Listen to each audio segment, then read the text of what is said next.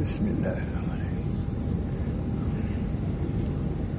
الحمد لله نحمده ونستعينه ونستغفره ونؤمن به ونتوكل عليه ونعوذ بالله من شرور أنفسنا ومن سيئات أعمالنا.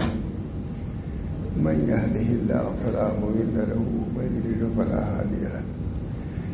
ونشهد أن لا إله إلا الله وحده لا شريك له ونشهد أن سيدنا ونبينا مولانا محمدا عبده ورسوله صلى الله تعالى عليه وعلى آله وأصحابه وأزواجه وذرياته وسلم تسليما كثيرا كثيرا. أما بعد، أعوذ بالله من الشيطان الرجيم. بسم الله الرحمن الرحيم. اليوم أكملت لكم دينكم وأتممت عليكم نعمتي ورضيت لكم الإسلام دينا. صدق اللہ علیہ. دوستوں، بزرگوں اور عزیزوں، آپ حضرات کی محبت ہی نے ہم کو یہاں تک پہنچا دیا،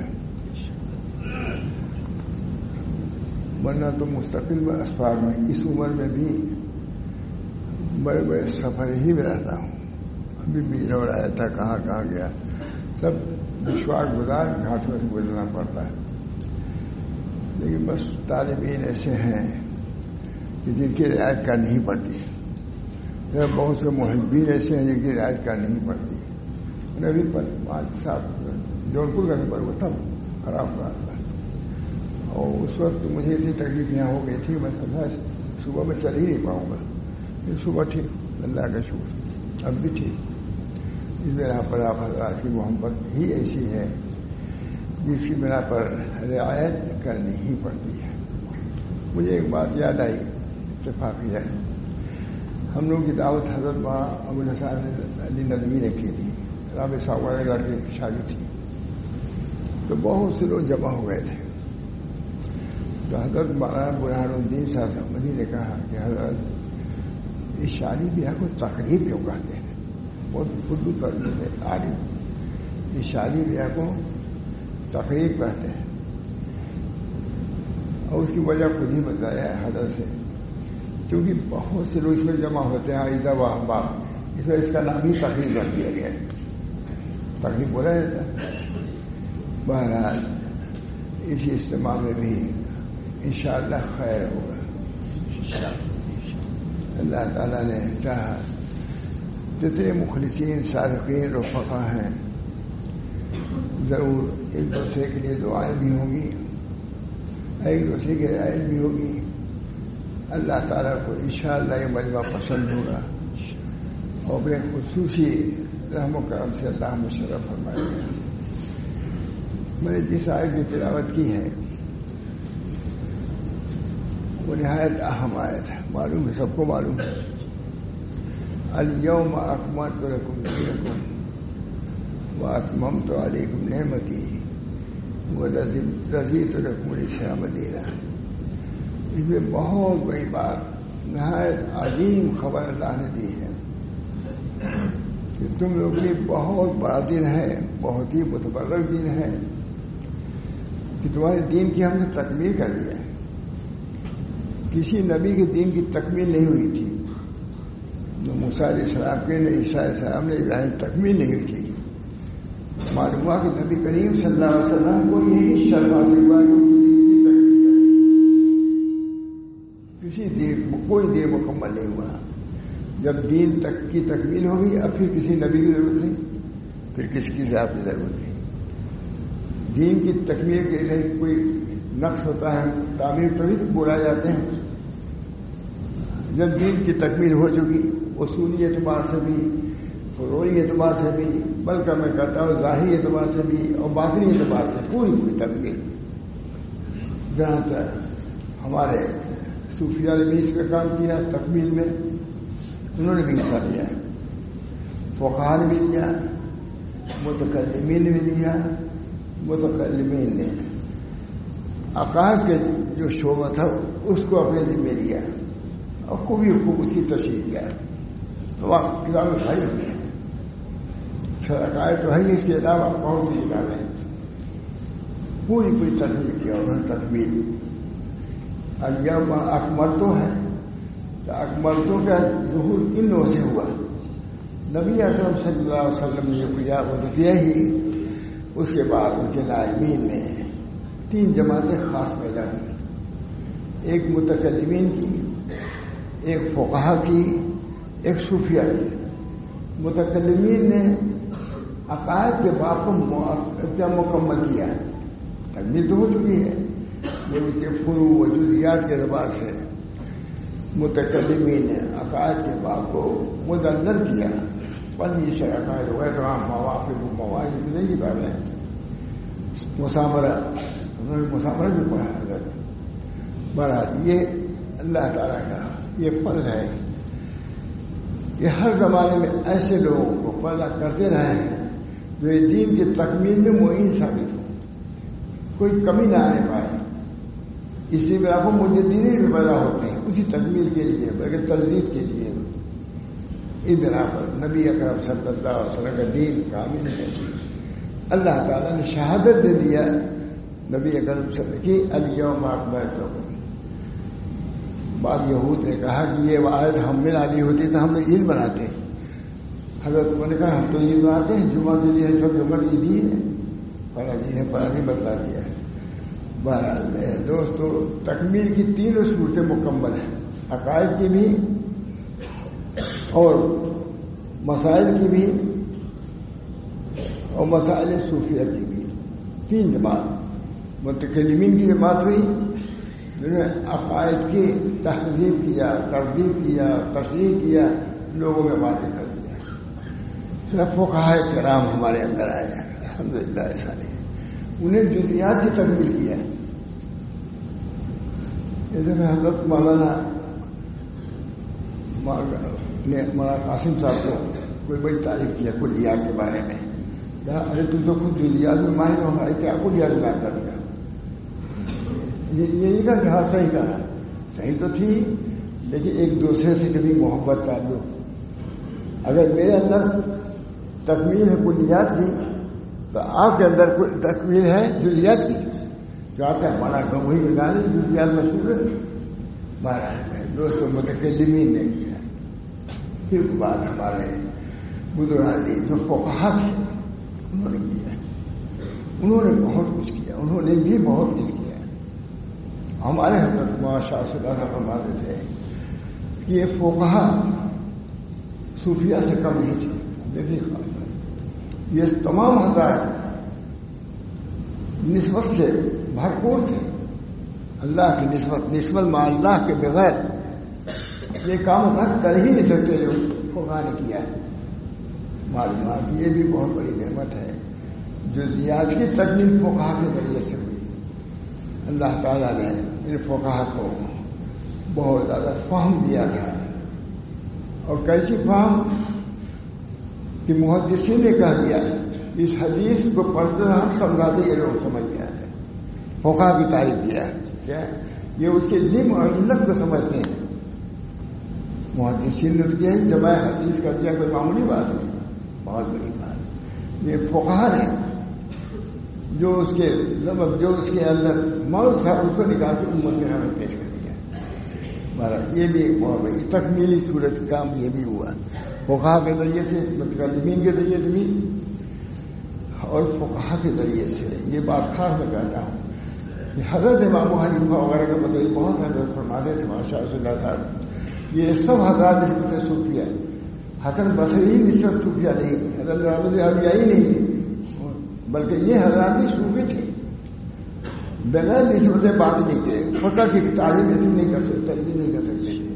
اللہ نے ان کو توفیق دیا کہ فقہ کو ممہد کرو، لوگوں کے سامنے ظاہر کرو. اس کے لیے کلیات بنائے، کلیات کو عرض کیا، استعمال کیا. اس طرح کو بہت بڑی مدد کر دیں. فقہ کا بھی ایک مقام ہے. تکمیل کے بتا رہا ہوں کہ تکمیل کس طرح ہوئی. اسی طرح میں دوستوں بزرگوں باطنی چیزیں بھی کچھ ہیں، اس کی تکمیل صوفیہ نے کیا. متکلمین فقہا اور صوفیہ یہ بھی باطنی فقہ کے امام ہے. صوفیہ جن چیزوں کی طرف بہت سے لوگ کی نظریں نہیں گئی. امام احمد بن حنبل کسی کے یہاں تشریف لے کے بہت مشہور واقعہ ہے. کہا بھائی میں گیا تو لیکن ایسی باتیں سنی جو مجھے سمجھ نہیں آئی تھی, لیکن تھی الگ قسم کی انوکھی بات تھی جب ہم لوگ قائل نہیں. معلوم ہوا کہ صوفیہ کو اللہ تعالیٰ نے بہت ہی نوازا لکھا ہے, علماء نے لکھا ہے کہ چونکہ انہوں نے اتباع سنت میں مبالغہ کیا تو اللہ تعالیٰ نے کرامات کے دینے میں مبالغہ کیا.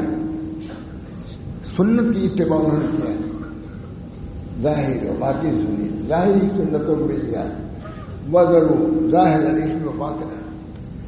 ظاہری گناہ کو چھوڑو اور باطنی گناہ کو چھوڑو, باطن کی طرف متوجہ فرماتے رہتے ہیں. آپ کتنی ہو اگر تمہارے دل کا کیا ہے فرماتے ہیں. ایک صاحب نے پوچھا کہ ہم نے یہ تلاوت کیا وہ کیا خط لکھا بہت طویل ہم جانتے ہیں, نیچے لکھ دیا کہ یہ تو راہی اعمال کے ہوئے اخلاق کا کیا ہے بتائیے.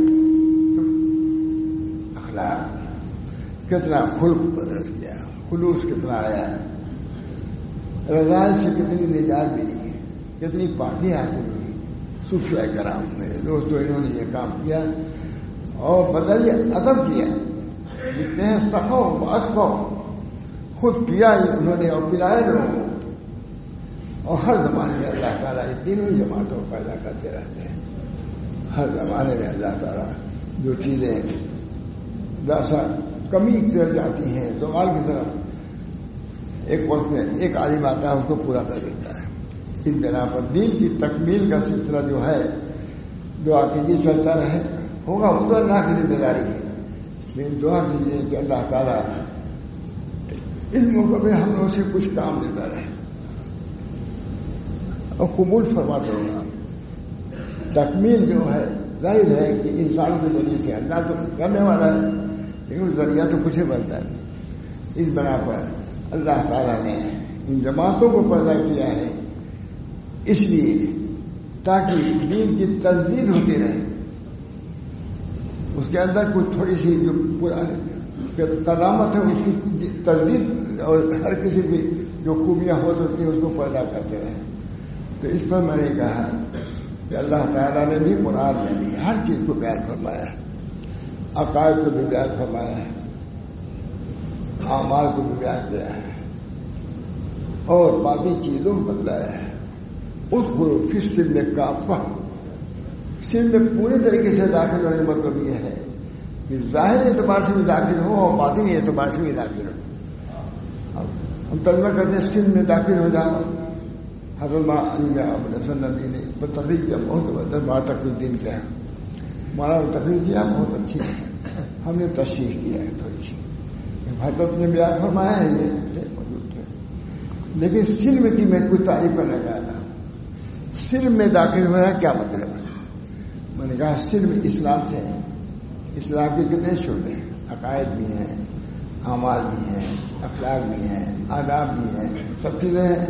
ان تمام چیزوں میں داخل ہو. سلم میں داخل ہونے کا مطلب یہ ہے کہ دین کے جتنے شعبے ہیں ان سب میں آپ کو داخل ہونا ہے اور ان کے اعمال جو اس کی ضروریات ہیں اس کو پورا کرنا ہے. اس طرح سلم میں داخل ہونا ہے.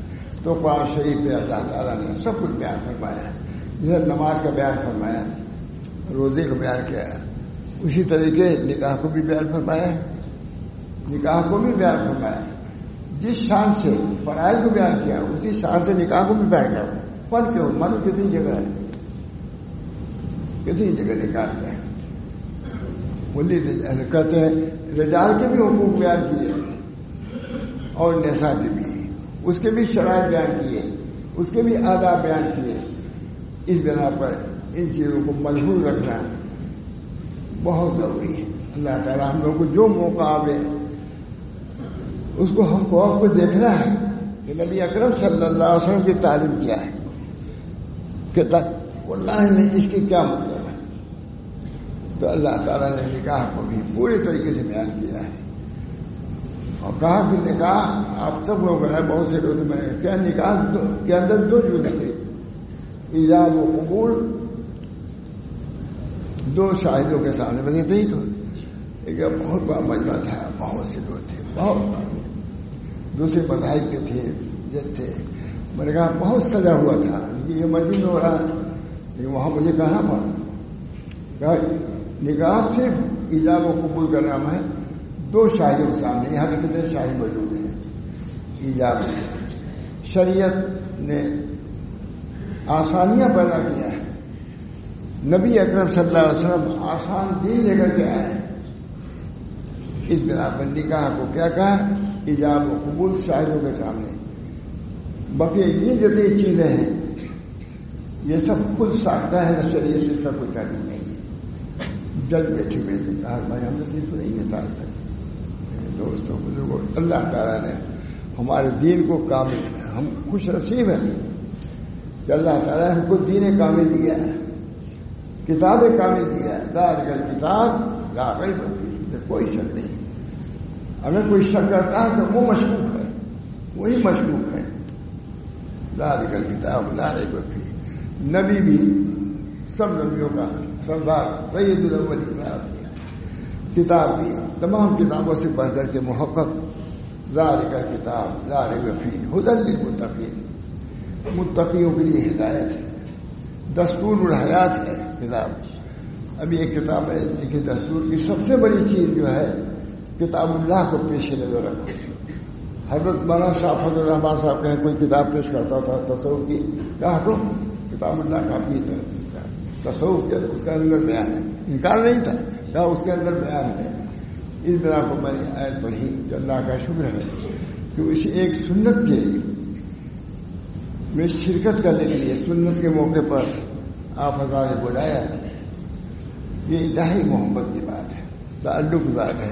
ہم لوگ معذور، کسی درجے میں معذور دمائیں میں آیا اور الحمدللہ کوئی تکلیف بھی مجھ کو نہیں ہے. اللہ تعالیٰ آپ حضرات کی اس محبت کو کی جزا عطا فرمائے ہر قسم کی. اور جب بھی میں آتا ہوں الحمدللہ بیان کرتا ہی رہتا ہوں، گزارت آتے ہی رہتا ہوں. یہاں بھی آتا ہوں تو بیان کر، اس مسجد میں کئی مرتبہ بیان ہو چکا ہے، تک قیام ہی بہت دیر تھا یہ بیان ہو چکا ہے. اللہ تعالیٰ اپنے فضل و کرم سے دین کی صحیح باتیں پیش کرنے کی توفیق برآمد فرمائے اور دین کی قدر و منزلت ہمارے دلوں میں پیدا فرمائے. فرمایا 2 چیزیں، الرجال قوامون علی النساء، قرآنی میں تو ہے، وَلَهُنَّ مِثْلُ الَّذِي عَلَيْهِنَّ، کہتے ہیں وَعَاشِرُوهُنَّ بِالْمَعْرُوفِ. فرماتے ہیں الرجال پر 2 ہی جز ہے. ایجاب کا تعلق رجال سے ہے، تو بتلا دیا کہ رجال جب ہو، تمہاری ذمہ داری جب ہے تو اس کو نبھاؤ، سرپرستی کرو، صحیح معنی میں سرپرستی. معاشروہن بالمعروف، ان کے ساتھ معروف اچھا معاملہ کرو. اور رجال یہ ہے، اسی طریقے سے اس میں یہ بھی نکلا ہے کہ عورتوں کو بھی رجال کی رعایت کرنی چاہیے. جب اللہ نے ان کو ایک منصب دیا ہے تو اس منصب کا لحاظ ضروری ہے. اگر ان حقوق کی رعایت ہوتی رہے انشاءاللہ العزیز اس کے برکات بھی ظاہر. میں تو کہتا ہوں کہ سب سے بڑی